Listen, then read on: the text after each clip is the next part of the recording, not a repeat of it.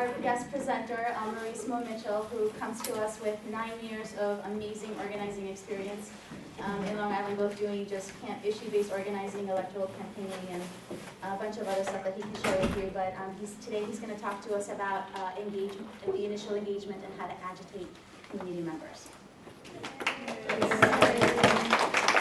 So, good afternoon, everyone. Again, my name is Maurice Mitchell. I'm the coordinator of the New York State Civic Engagement Table. I think it's debatable whether or not my years of experience have been amazing, or but it's true. It's been 9 years, 9+ years of organizing in different settings, electoral organizing, issue-based organizing, working in different communities, upstate Long Island, statewide, in Oakland, in DC, campus organizing, and the gamut of different models. And, so hopefully I'll be able to share some of my experiences and answer some questions you might have around organizing and different methodologies. And give enough time for there to be enough back and forth so that we could have a good conversation. Does that sound good to everybody? Excuse me. Sound good? Okay, so what I wanted to do, so I like to be as interactive as possible, and also I'd like to adjust workshops to sort of the needs of the participants. So what I got from Jessica was a sense that, first of all, just a caveat, from my experience, it takes about, on top of having sort of official sort of organizing training and learning about models, actually applied organizing and doing the work, I think it takes about 1.5 to 2 years before you actually get these things. So it's going to be a challenge to wrap up how to do agitation effectively in an hour. Hopefully I could share with you some concepts that you'll be able to carry with you to get a sense of how things work. But if we just go around quickly, I'd like to, and I know I have a limited amount of time, but I just like to get a sense of who's in the room. Just go around and your name and maybe really briefly, just your name, where you're from, and what do you want to get out of this, in like one sentence, not a whole paragraph. Okay, we could start here and just go around. My name is Jose Mastre. I'm a clinical student. I'm just interested in organizing because of my background, so I wanted to hear what you have to say. And then I want to support also my good buddies in CO and that they're bringing this series. I'm Maya, a second-year group work student. I'm excited to be here, and I love organizing, so I just wanted to get another perspective. I'm Shoshana. I'm also a second-year group work student, and I just want to learn something new. I'm really interested in organizing and don't know too much about it. Kathleen, I'm a second-year CO student, and we're just going to soak up more info. Larry is a second-year admin student, soaking up information as well. Hi, I'm Dawn, second-year CO student, and just here to listen and learn. My name is Adriana. I'm an OYR CO student, and I'm all about practice. Hi, I'm Vanessa Moore. I work for the Brookdale Center for Healthy Aging upstairs on the 8th floor. I'm a co-worker of Adriana, and I'm invited here. And we're always interested in learning skills on community organizing. Hi, my name is Lily. I work with Adriana as well, so I'm more for moral support, but I want to get information about communities and everything. You want to know? Oh, my name is Matthew. I'm an outside guest, and I'm looking to see what I want to get out of this is maybe how I can learn how to use organizational skills, agitation, and technology, or in a virtual sense. That's more my realm. I'm a programmer. I'm Dory. I'm a second-year CO student, and anybody knows I like to agitate. So it's good to know how to do that even more effectively. Hi, I'm Abigail. I'm a second-year CO student, and I am just here for whatever you have to offer. Yeah.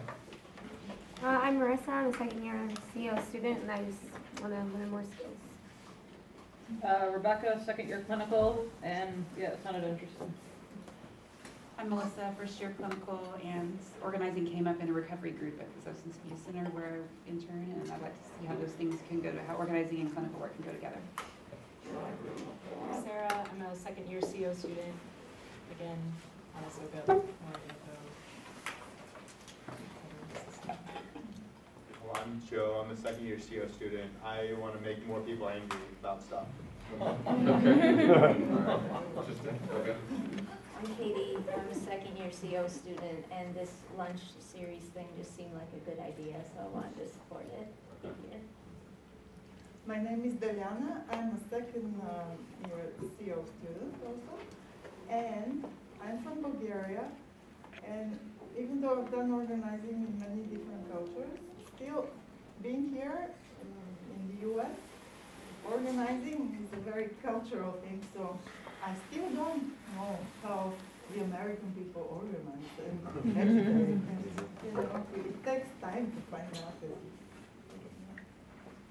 I'm Pamela, a second year group work MCO student, and I'm here I really appreciate hearing what people are doing right now. Hi, I'm Naomi, and I'm also a second year CO student, and you asked us also to say where we're from, which nobody did really. I'm from Toronto. And well, that shows you how ensconced you are in your studies. You're like, I'm from being a second year. And I'm just here to learn more. I'm Ellen, I'm a second year CO student, and I'm from here. And I'm just here to learn more about Agitate. My name is Simone, I'm a second year CO student. I just thought you were interested in learning about this topic. Great. Okay. All right. So, You're missing one. oh, I'm sorry. It's okay. Okay. I'm Caitlin, I'm a second year CO student. I'm from Detroit, and I'm here to learn new skills. Great. Thanks. And you just came in. Just hi. Hi. Hi. No. You came at the right time. Your name? I'm Cassandra. And where you come from? You mean like? I know. You're alive. Right now I feel like I'm coming just from like wetness. Okay. I originally came from San Francisco. And what are you trying to get out of this thing? I want to learn to agitate. Okay, great. All right. Okay, so. Yeah, one more here. Oh, I'm so sorry. Okay. I'm Alicia. I'm actually a first year CO student. I saw the flyer leaving class yesterday. I thought it would be interested in sitting, and I'm from Thank you. Professor Burkhardt didn't introduce I was going to raise my hand. Okay. Steve Burkhardt, I teach organizing here. I'm involved with Occupy, and I want to learn as much as I can about 21st century forms of direct action, because they're different from what I did back in the day. Wow. Okay. All right. So I have 45 minutes. and again, what I'm going to try to do is provide some foundational concepts. Because again, number one, like an all-out organizing training takes at least a day in order to really burrow down into this work, and sometimes longer, sometimes 3 days, sometimes a week. And then once you have that training, it takes, from my experience, a year and a half to 2 years of applied use of these skills to really make them make sense to you in a real way. But what does when you hear social change, what does that mean to you? Social change. Revolution. Okay, anybody else? What is social change? Yeah. Doing it differently this time rather than last time. Okay, all right. Anybody else? I hear that and it feels like really slow, creeping, incremental. Okay. Anybody else? One more? Making rhetoric true.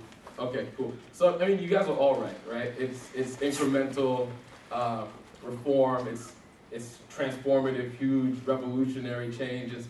It's all those things, right? And organizing is just one way to change society, right?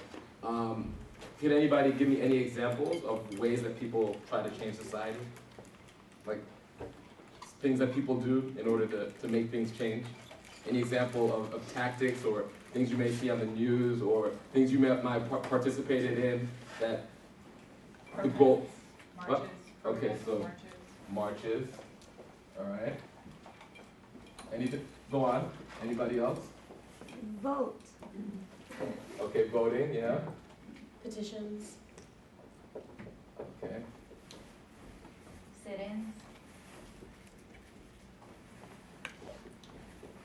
Sit-ins, anything else? Advocating for policy change. Great. Good. Backroom negotiations. Yep. Some advocacy. Background.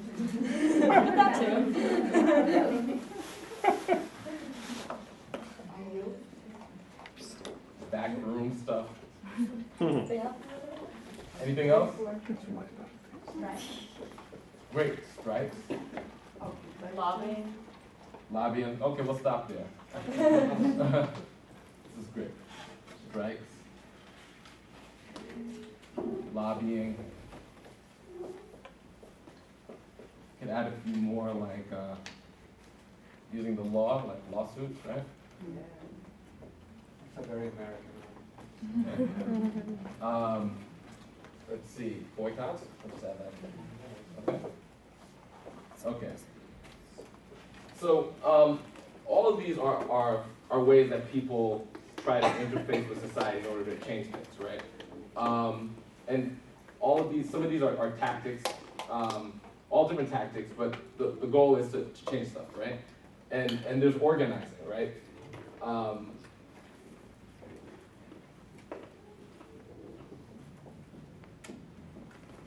So the style of organizing that I've been trained in is called relational organizing. And the foundation of that is based on the one-on-one relationship between people, the organizer, and the community they're trying to organize, people within the community.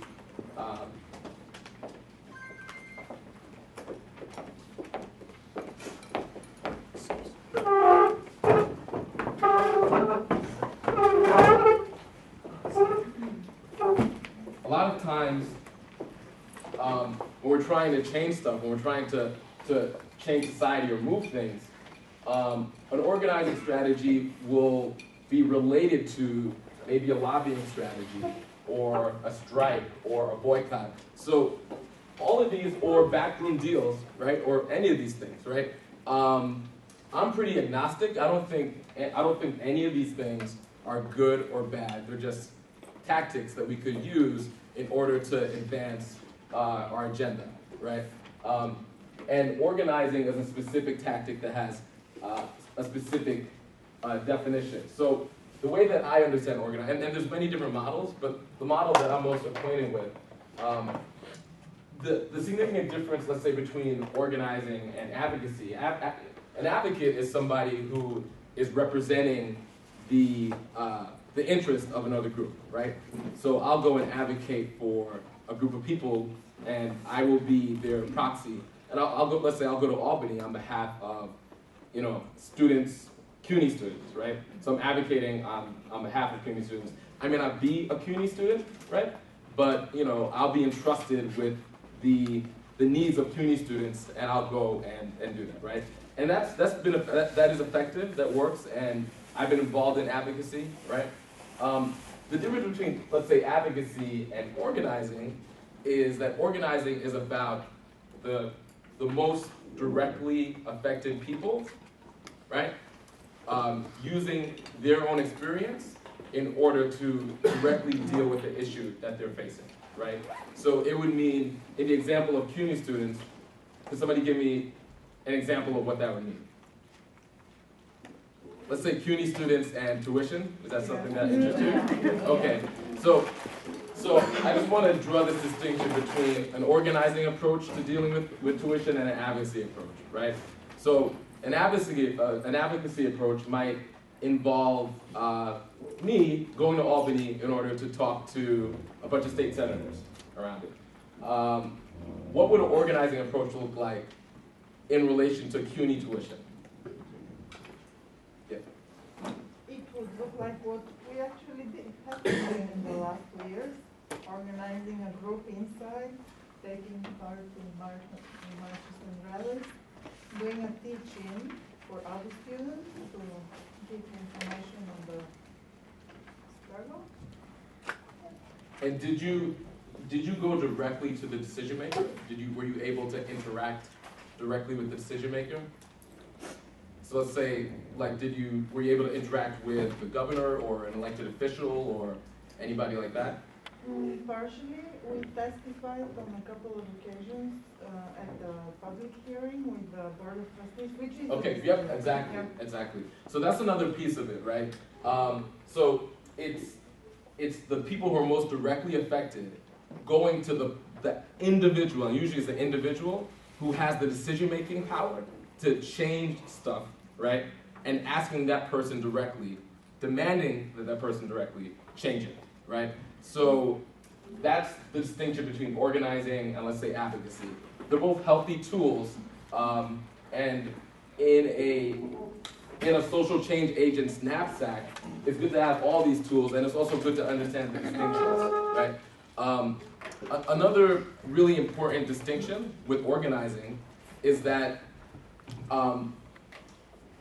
the campaign is developed by the people who are most directly affected. The language of the campaign is developed by the people that are most directly affected, right? So an organization that I work with, CVH, works mainly with people who live in public housing in Harlem, in East Harlem, right around the corner, right?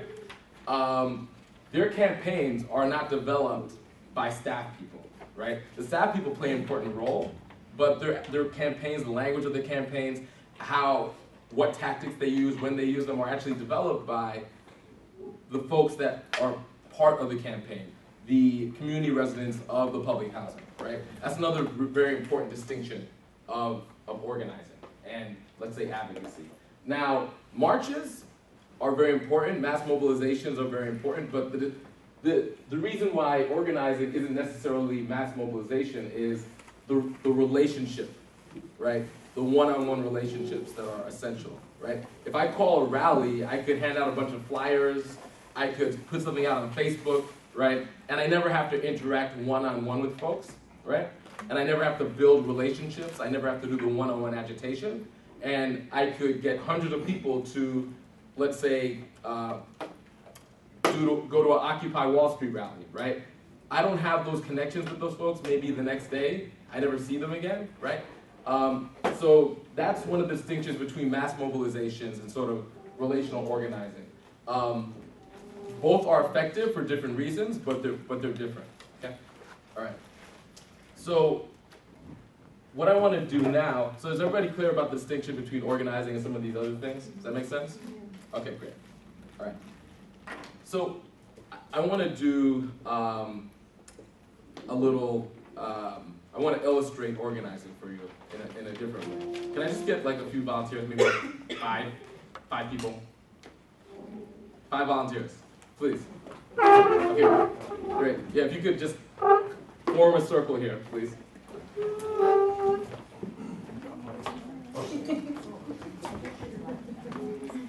We're running out of time.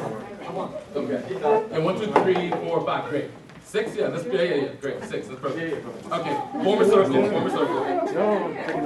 Wait, what happened to you? Wait, no. No. That's good. I mean, yeah, somebody else.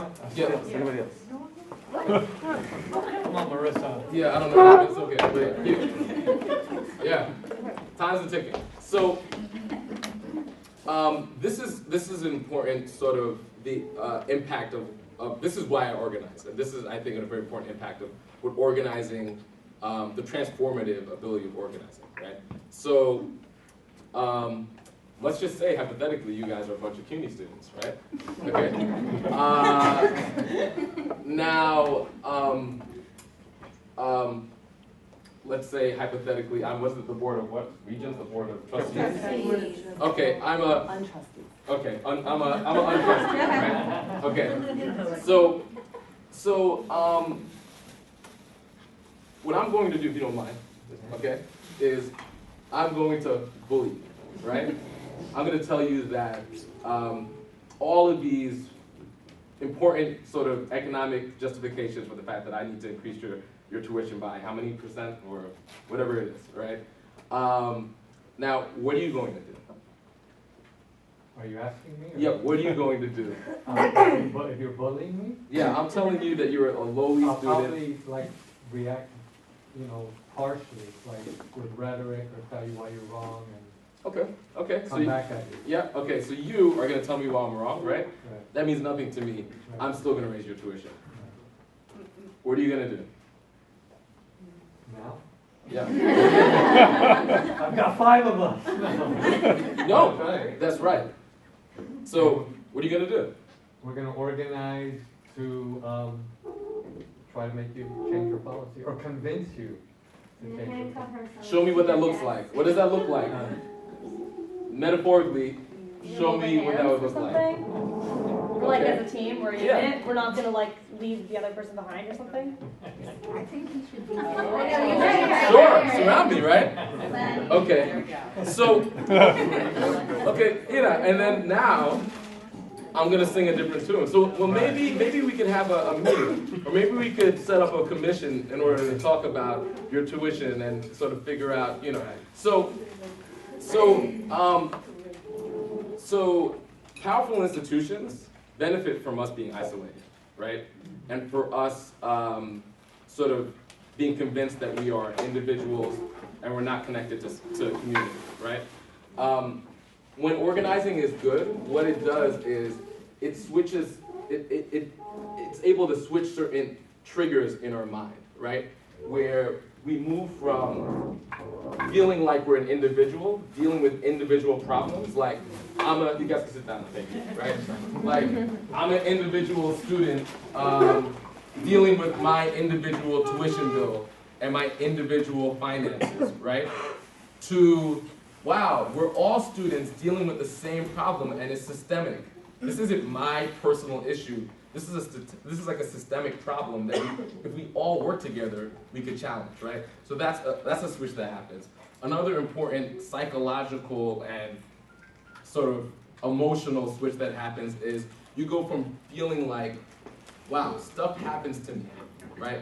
I'm an individual and stuff happens to me, to I make things happen or we make things happen in community, right? So that's another switch that happens through organizing and through being involved in movements and social change, right? And then a third thing that happens, or a third switch, is feeling the sense of scarcity, right? Feeling like there's not enough stuff, right? We're limited, we have limited resources, I'm just one person, I can't change anything. And feeling a sense of abundance, right? So, if they have money to spend on wars or incarceration and they always find that money, they can find money for tuition, right? They can, So it's those switches happen, and when those switches happen, it's really hard to unswitch them, right? And so as an organizer, I see my role as encouraging people to get involved in a movement, because in movements, that's where people make those switches. So, the professor talked about being involved in Occupy Wall Street. A lot of people got politicized through the Occupy movement for the first time, and those switches went off, and you saw people doing things that they've never done before, right? Because once those switches go off, it really changes how you interact with your society, with your world. It really changes what you're willing to do in order to fix your personal situation. Because it's no longer personal, it's a communal problem, it's a systemic problem. Does that make sense to folks? Okay, great. How am I doing with time? Half an hour. Okay, great. Okay, so I want to get to, what I'd like to do is get to the agitation piece, kind of discuss how to agitate a little bit. Then I'd like to open it up to questions and see if I could boil down to specific, maybe some more specific pieces that you guys might want to get. Does that sound cool? All right. Okay, so, yeah, I want to just kind of illustrate that point that I just raised. So individuals, it's the individual, a bunch of individuals, autonomous individuals, make up an organization, right? And several of these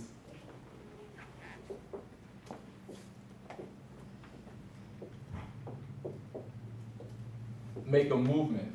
And when people are in movements, they really change. Like they change the way they look at the world and their relationship to the world and their feeling of power. And so, are you familiar with the concept of like asymmetrical warfare, right? Familiar with that concept? Right? Okay, so basically it's just this concept of like, it's like David and Goliath, right? So just because an opponent is bigger and stronger doesn't necessarily mean you can't be effective if you're strategic with using the tools that you have, right? And so organizing is all about demystifying the idea that large institutions have the ability to make decisions over us. And that there's something almost magical that happens when we come together and then form a strategic plan using tactics in order to channel large institutions, corporations, government institutions, people who choose to make decisions over our lives, right? So the switch that I talked about that happens in people's head, that's agitation, right? An organizer, an effective organizer, encourages those switches to go off through agitating folks, okay? And the agitation happens through the one-on-one relationships I talked about, right? Now, the basis of the one-on-one is this concept of, well, there's a few concepts that you should carry, right? Number one, an organizer doesn't tell, an organizer listens, right? An organizer is asking, right? Not talking, okay? That's a really important distinction. And it's based on this premise that people are experts in their own personal decision-making and experts in their personal problems and challenges, right? So if you're a CUNY student, you are an expert at the challenge of tuition. More so than a lot of people who make decisions around it, you are the expert. And as an organizer, my role is to ask you questions to learn from an expert about their condition and try to encourage them to look at their condition as a systemic problem versus an individual problem. Because I'm convinced that once people are able to make that connection to systemic issues and communal issues, it'll drive them to act. And if they see themselves as individuals, they'll feel isolated and not want to act, right? So, so the split is like, you should be 70% listening, 30% talking, or 60% listening and 40% talking, right? And when you're talking, you're mainly asking questions, right? You're not telling, okay? You're mainly asking questions. And the reason why you're doing that is because we recognize that each individual is unique. Each individual comes with their own set of issues, their own histories, and as an organizer, you want to really connect and learn what's going on. And the reason why you're trying to do that is that everybody's switch, everybody's point of agitation is different, and it's based on their self-interest, right? So, and so this model of organizing, and there's many models of organizing, and they're all valid in different ways, but this model of organizing is based on the premise that we are all basically self-interested, right? And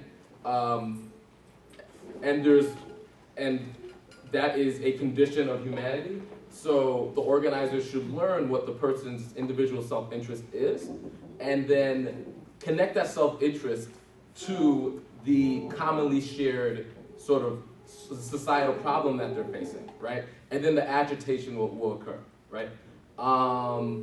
So let me give an example. So is the CUNY tuition example, is that a real example? Yes. Yeah. Okay. Does anybody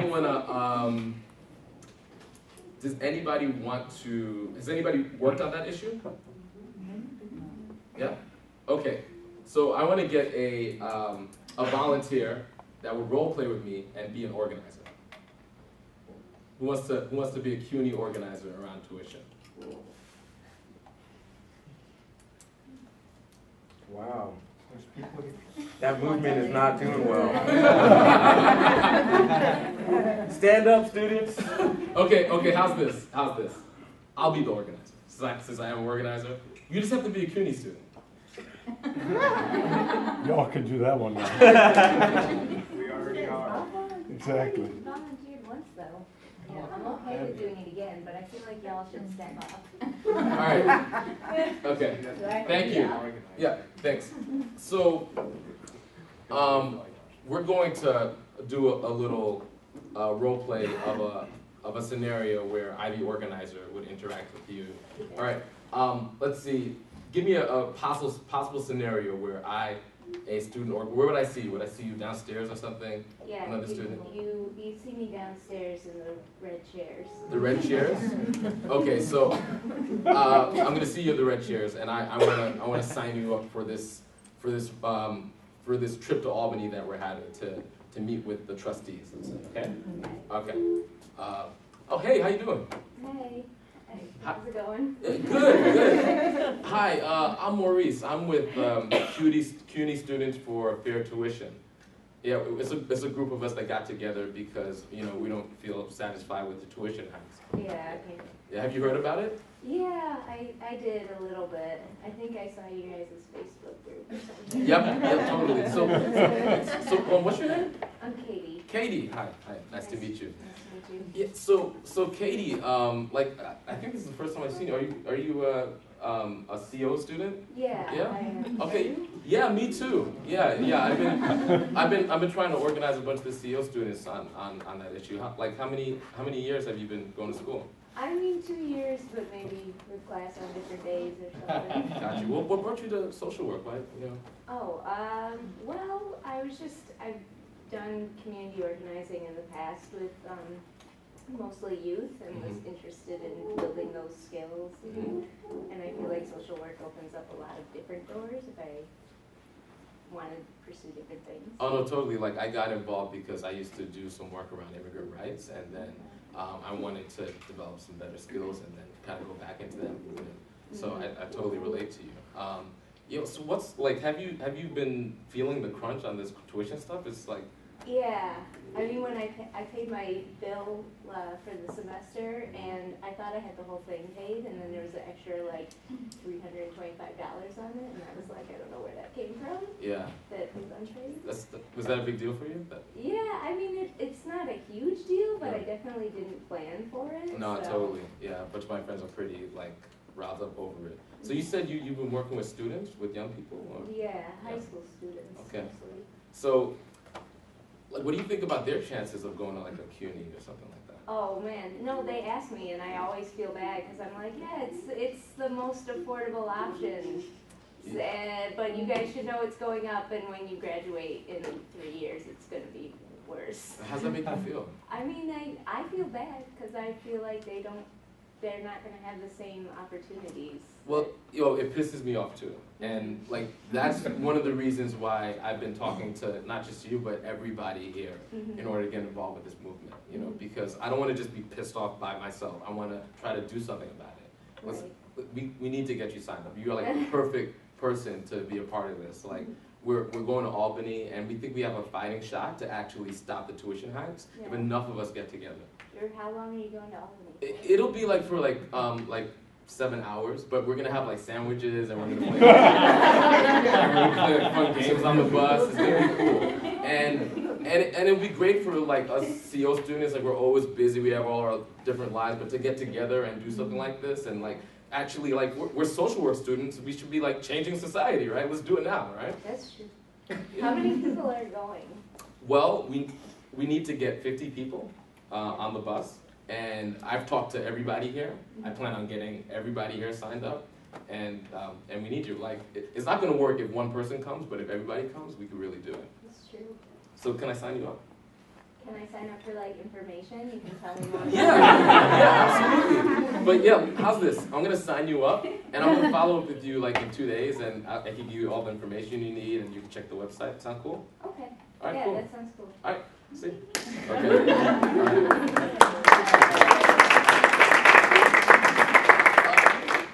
Okay, so you guys are paying attention, right? Yeah. Okay, so any comments? Anybody see what I attempted to do there? Yeah. I like the fact that you didn't bum rush her with the tuition hikes.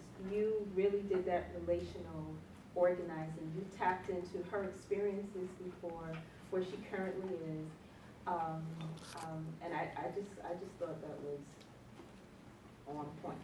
Anybody else notice anything that happened there? Yep. I liked how you you would ask her, you know, her opinion about it, like you were like, how's that make you feel? And then I like how you were honest with where you were at, and you're like, it pisses me off. And like you connected with her with your story too. Yep, okay, yep. You found out what she cared about, and then you like connected it to the, like, what the campaign is about. Right, okay. Very observant students, great, yeah, yes. The piece that kept resonating for me was that this person is directly affected by whatever issue that you were talking about, and it would be, as an organizer, a little bit easier to get that person on board your campaign, but I thought about what it would look like to get someone on board who was not directly affected. So I thought about that a lot while you were doing it. Well, that's a good. Anybody else? Any observations? Yeah? I just, when you asked about like, oh, what do you think about it in relation to the high school students or whatever, oh, like inside me I was like, that is such a good question, because we talk about it all the time with them, because they know I'm in school and they're all looking at college, and like, it's a huge problem with me having to be like, yeah, well, I don't know if you guys will afford it in 3 years. And I was like, that's such a good, like, on your feet question. I've been doing this for a while. Yeah, there you go. Yep. I saw it as you did a great job. It was wonderful how you managed to bring her from the individual to the collective. Honestly, my personal experience in relation to the tuition hikes, this is how I got involved. When, I don't know, through a meeting, through a discussion, I saw how it doesn't affect me, but I'm part of a collective and it's important. So this was great, but yes. There's one thing, it is also a general question I have, but I saw it happening. When you did such a great job involving her, no? You talked about how we'll go to Albany and we're going to talk to the Board of Trustees and we have a chance that we will stop this, we will change it. Yep. Honestly, from my experience, what I saw, this is very unrealistic. Also, in the current context. Okay. We did all this. I mean, CUNY has become such a steep pyramid, and the decision making is so from the top 1% or and whatever we do, we like. I don't know. It's really difficult to achieve any change in the context. So at least, I don't know. It sets people up for a big expectation, and then, whoa, my God. So number one, most like a standard one-on-one interaction is an hour, and it's set up like what I would do is interact with her, and I would say, listen, I want to follow up with you later, and I'd sit down and do like a full one-on-one where I share a lot more about my experience, what brings me to this fight in a real way. I tell my story, and I invite her to tell her story. What connects her in a real way as an individual to this, right? So it adds to the, it creates more energy, more emotional energy with the agitation. Number two, everything worth fighting for is very hard, right? So all organizing work is super hard, and we never get in it feeling like, oh, it's a slam dunk. Otherwise, we wouldn't need to be organizing, right? And it's the odds are always tremendous, and they're always stacked up against us. But historically, people have collectively done amazing things through organizing. And the reason we have most of the things that we have, the reason that I'm here able to stand in front of a classroom is through the organizing of individuals that had ridiculous odds that were much more challenging than the tuition fight, right?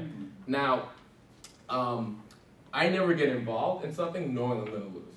I only get involved thinking that there's a chance that we can win, right? And if there's a chance that we can win, I want to engage. I don't just like to struggle.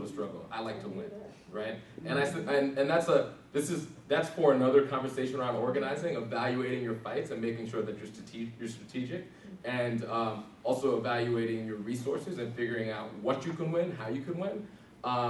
And it doesn't, I mean, it actually is counterproductive to engage in fights that are losing battles and engage in fights where you don't have the resources to win, right? But usually there's a path to victory.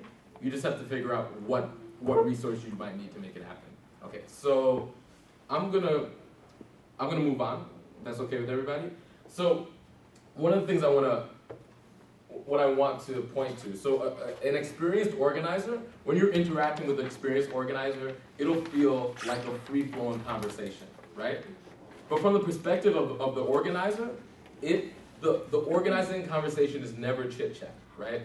The organizer is always engaging with somebody in order to ask them to become part of the movement somehow, right? That is the goal of the organizing conversation, right? It's not just like, oh, hey, what's going on? You hire kids, cool. No, the organizer's job is to encourage people to move from the individual to collective action, to move from things are happening to me to I make things happen, right? That is the job of the organizer, to make that switch happen. And it's just practice. The more times you engage in these conversations, the more free-flowing they are, and the less they are a series of steps. But we don't have enough time, but the conversation is a series of steps, right? And I'll just go through it. There's an introduction where you credential yourself. So I said, oh, I'm part of this organization, right? That established me as being a legitimate person to be able to talk to you. I gave my name, I credentialed myself as being part of a movement, right?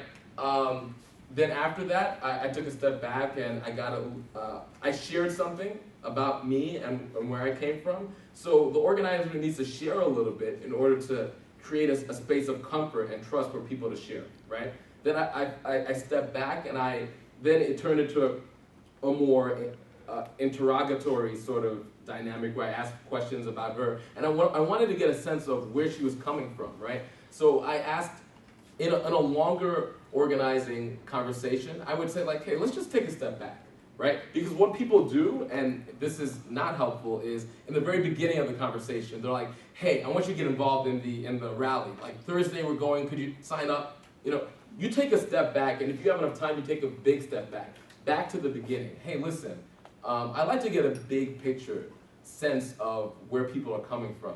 Like everybody isn't involved in social work. Everybody isn't interested in changing tuition and closing the budget gap. Or what is it about you that brings you to this fight? What is it about your experience? A lot of times people say that there's something that happened in their childhood where they were acquainted with injustice, and that's what brings them to working in social work or working. It's a lot. For a lot of people, it's different stuff.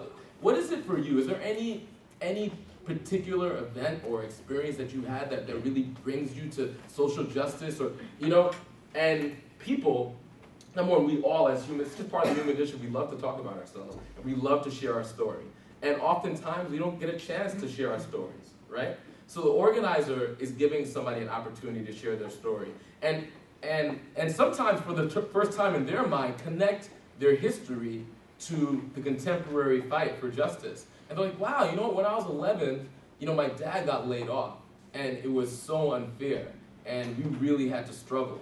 And but luckily, he was part of a labor organization, and I saw how that organization and his brothers and sisters in the labor union really helped him, and I saw how he struggled to put food on the table, and I decided that I wanted to get involved to make sure that other families wouldn't have to deal with that.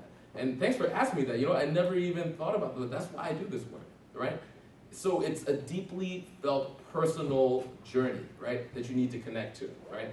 And so I did a little sliver of that when I asked her about, what she does and the students, and but all of this is very premeditated. 10 minutes, cool.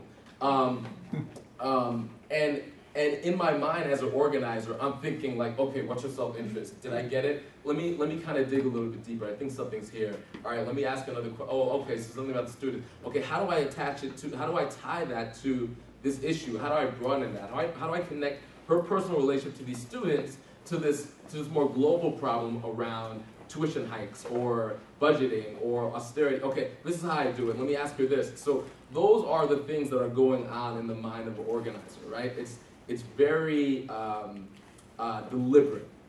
It's very deliberate, right? But it should feel like a free-flowing conversation, because if it feels all weird and deliberate, then people are going to be really freaked out. What the hell's going on here? I swear, right? So, that's why, as an organizer, you do this stuff a lot in order to build that level of fluency with the different steps and with agitation, right? Okay. So that's how you agitate, okay? And if we had a much longer amount of time, I would be able to develop it a little bit more, but I wanted to give you some underlying sort of concepts and principles around how agitation works and why we choose to agitate, the underlying ideas and presumptions that we make about how people think, and how we use that in order to bring people into a social justice movement. So is that clear? Yes. Great. Okay, so what I would like to do with the next, 10 minutes? I'd like to open this conversation up, see if anybody has any questions, and see if I can share some of my experiences, if other folks can share their experiences, and if we could maybe learn a little bit more about organizing by doing that. So if there are any questions, comments, or yes? I didn't hear you mention the piece that I said, how do you help bring someone in who is not directly affected by a particular issue? Thank you. So there's two things I want to say. Number one, organizing is best done with people who are most directly affected, and it's best done when the organizer is also part of that group of most directly affected, right?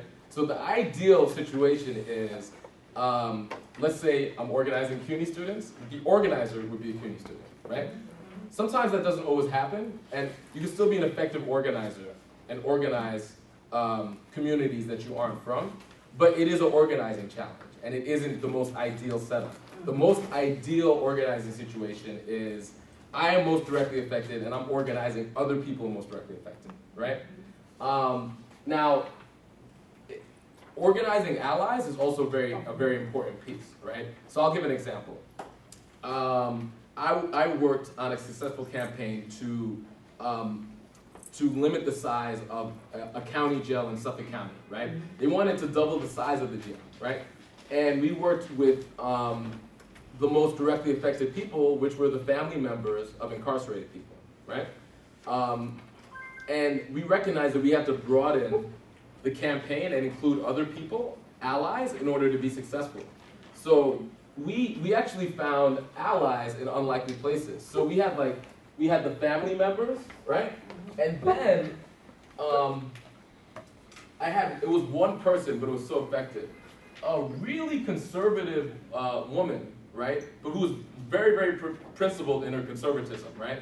And she just was like, this thing is way too expensive. I don't care about the people.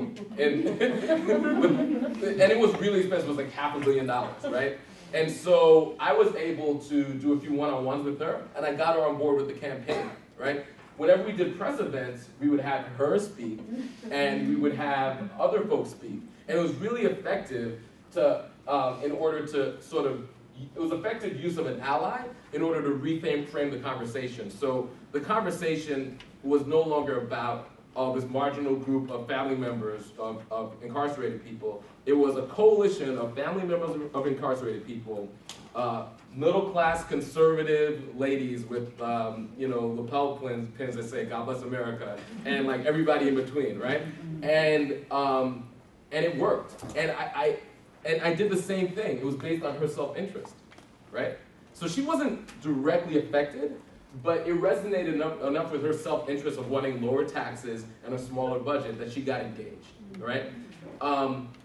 But the way I engage her is very different than the way I engage those folks. So I'm always clear that she's an ally, and these are the most directly affected folks. And if any decision has to happen in the campaign, these folks are making the decisions, not her, right? Okay. She's supporting the work, right? But because at the end of the day, this is something that is most deeply felt by them, they need to be the ones that are in the captaincy, right? Okay, any other, yes? Well, you know, in our introductions, you heard some people say CO or clinical or Yeah, I have no idea admin, what that right? And I think those are the divisions about what our major focus is. But I think what you illustrated here is how essential every aspect of that is to organizing. The macro, the micro, clinical skills are necessary, administrative skills are necessary, and being aware in your practice. You know, if you're going to have an anti-war protest these days, right? You're going to have people who are against it with your usual suspects, but you're also going to have now conservatives at their rally because it costs too much. Yes. And they want smaller government. Yeah, which is great. Yeah. Right? The wider the tent, right? Absolutely. Yeah. Sorry, so I was gonna ask, so you identified this woman as an ally, and I understand strategically why she was an important face and voice to include from a strategic purpose, from a strategic place, but does that woman identify as an ally of those people directly affected, or is that a term you're using in the context of strategy? It's a strategic term. Right, but she wouldn't call herself that, right? No, I mean, she from an emotional place would not consider herself an ally of incarcerated people. Right.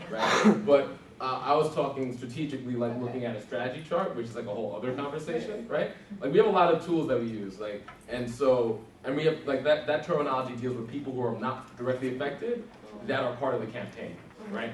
But yeah, she's not. Yes, exactly. Yeah. And I just want, yes. Yeah. Do you like an email list or something?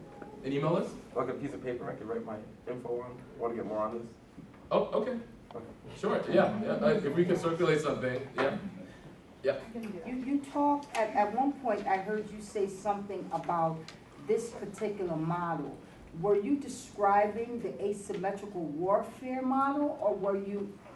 What kind of a model? Okay, were when you I said this particular model, yes. I was describing relational one-on-one organizing, which is what there's many different types of organizing, right?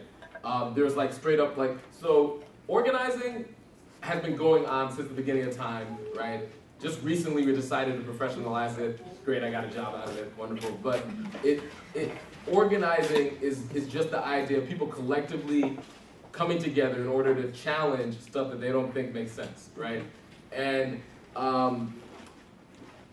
over the past few decades, in the context of the United States, folks have begun to officialize and sort of put together all of the shared learning of the organizing that happened, let's say, in the late 60s, early 70s, right? There's certain schools, there's the Alinsky model. I don't know if anybody's heard of Saul Alinsky, right? Okay, that's a certain model, right? There's all different types of models based on your ideology. There's more horizontal, anti-authoritarian models of organizing that are different, right? There's different sort of like the school of organizing that I come from is related to Alinsky, right? But it isn't like pure Alinsky organizing. And also, through my time with organizing, I've been able to pick up other pieces and other organizing models. There's faith-based organizing and sort of there's certain faith-based organizing models that are very specific. There's certain similarities around agitation, but they're different. So organizing is a big tent. How many minutes do I have? A minute. A minute. Okay. Wow. All right. So, yeah, if you know, I'm interested in having this, in continuing this conversation. We have technology. If you guys want to, let me share my email address and my information. Also, I work with the New York State Civic Engagement Table, which is a grouping of more than 20 organizations, and many of them are based here in New York. If you guys are interested in, as social work students, working with any of our groups or working directly with me and the table, send me an email and we could get you in contact with some of these organizations. It's newyorkcet@gmail.com, and you can reach me directly at 516-425-1272. Our organizations do wonderful work. Could you read that out again? New York, NEWYORKCET, cat, egg, table, I guess. The bottom one. Maurice. Yeah, my name is Maurice Mitchell, and this is 516-425-1272. And our organizations run the gamut from organizations that work with people who are coming out of coming out of incarceration, and a lot of the folks coming out of incarceration deal with HIV and AIDS. We have immigrant organizations that work on the DREAM Act. We have organizations that work on LGBT issues. We have an organization in the Bronx that does this community and clergy work. A lot of great work out there. CVH, which is right around the corner. So if you guys want to get involved, reach out to me. I really want to thank everybody that put this together. Thank you, Jessica. Thank you for the faculty that's here, and all the CO or clinical or whatever students. Thanks everybody.